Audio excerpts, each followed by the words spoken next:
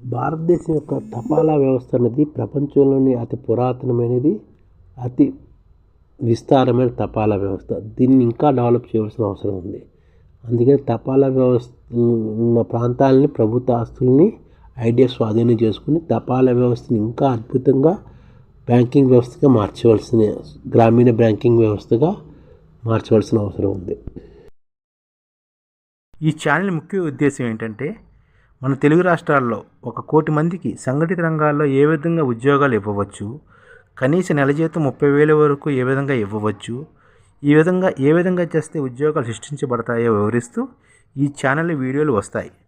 అలాంటి వీడియోలు మీకు కావాలంటే మన ఐడిఎఫ్ భాస్కర్ ఛానల్ని సబ్స్క్రైబ్ చేసుకోండి. ఐడిఎఫ్ అంటే ఇండియన్ డెవలప్మెంట్ ఫోర్స్.